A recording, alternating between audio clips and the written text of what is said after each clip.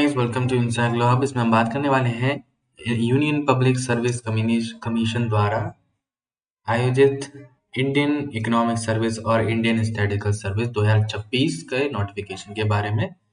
ये नोटिफिकेशन आ चुका है और इस नोटिफिकेशन की डेट है 11/2/2026। ये 11 को अपलोड हुआ था।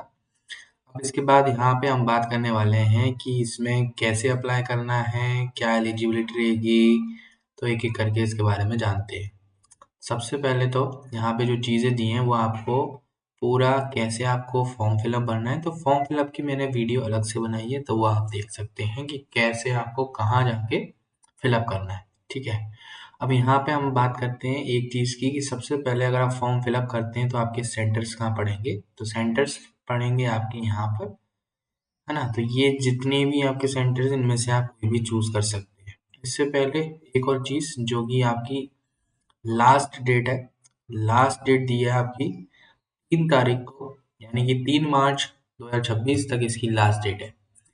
आगे बात करते हैं, इसमें आपका जो सेंटर्स के अलावा अगर बात करते हैं तो नेक्स्ट और नीचे जाते हैं, कितनी पोस्ट हैं। यहाँ पोस्ट के बारे में जानकारी दी गई है। टोटल इकोनॉमिक सर्विस की 16 पोस्ट है और इंडियन स्टैटिस्टिकल सर्विस की 28 पोस्ट है। ये पोस्ट आपको दी गई है। और नीचे चलते हैं, यहाँ पर नीचे एलिजिबिलिटी क्राइटेरिया दिया है, यानी कि आप क्या एलिजिबल होने चाहिए, मतलब किस तरीके। तो एज की बात कर लेते हैं। एज आपकी जो है 21 से 30 ईयर्स के बीच में होनी चाहिए अगर आप जनरल कैटेगरी के हैं। और बाकी आपको एज रिलैक्स एज रिलैक्सेशन दिया हुआ है अलग अलग, जैसे कि एससी का, एसटी का, ये सब आपको दिए हुए हैं कि अगर आप एससी एसटी के हैं तो आपको 5 इयर्स का रिलैक्सेशन है, अगर आप ओबीसी के हैं तो आपको 3 इयर्स का रिलैक्सेशन है। तो इस तरीके से आप देख सकते हैं कि आप कौन सी कैटेगरी में आते हैं।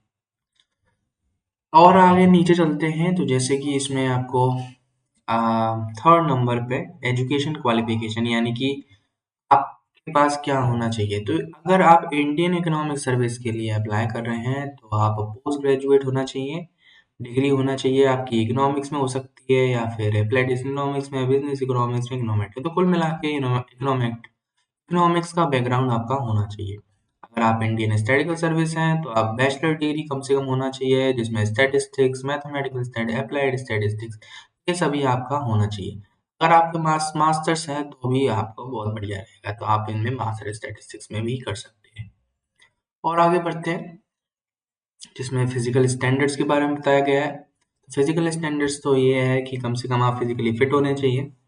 अगर आप फिजिकली फिट नहीं है तो फिर आप अपना रिलैक्सेशन ले सकते हैं, जो भी आपका, जैसे कि आपके जो भी कैटेगरी में आते हैं, जैसे कि कोई डीफ है या फिर किसी को कम सुनाई देता है, तो उस हिसाब से आपको उस कैटेगरी में आप ले सकते हैं। अब आते हैं फ़ी के बारे में। फ़ी कितनी भरनी पड़ेगी आपको एग्ज़ाम फॉर्म भरने के लिए। तो 200 रुपये इसकी फ़ीस है। जब भी आप इसका फॉर्म भरेंगे तो 200 रुपये आपको पे करना है। चलिए और आगे बढ़ते हैं। यहाँ पे एक इम्पोर्टेंट पॉइंट दिया गया है कि all female candidates and candidates belonging to schedule caste and schedule tribes and personal with benchmark are not required to pay any. अगर आप एससी एसटी या फिर आप बेंचमार्क डिसेबिलिटी के अंदर हैं तो आपको कोई फी नहीं भरनी है। अगर आपको फी भरनी है, अगर आप ओबीसी में आते हैं या कैंडिडेट हैं ईडब्ल्यूएस के, तो आपको फी भरनी है ना। अब हम और आगे आते हैं, जैसे कि अब कैसे अप्लाई करेंगे वो सब यहाँ पे दिया हुआ है। तो अप्लाई करने के लिए उसका मैंने वीडियो अलग बनाऊंगा या फिर मैं बनाने वाला हूँ, तो आप उसको देख सकते हैं।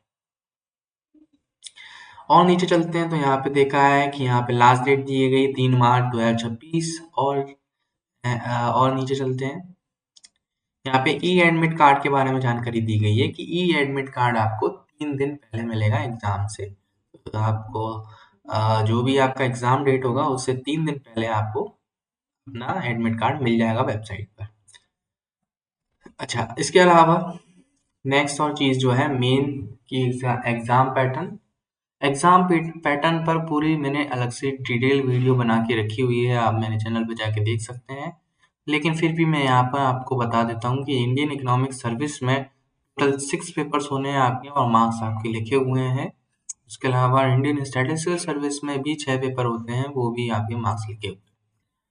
इसके अलावा हम बात करते हैं कि इंडियन इकोनॉमिक सर्विस और इंडियन स्टैटिस्टिकल सर्विस के सिलेबस के बारे में, जो कि सिलेबस यहाँ पे दिया हुआ है।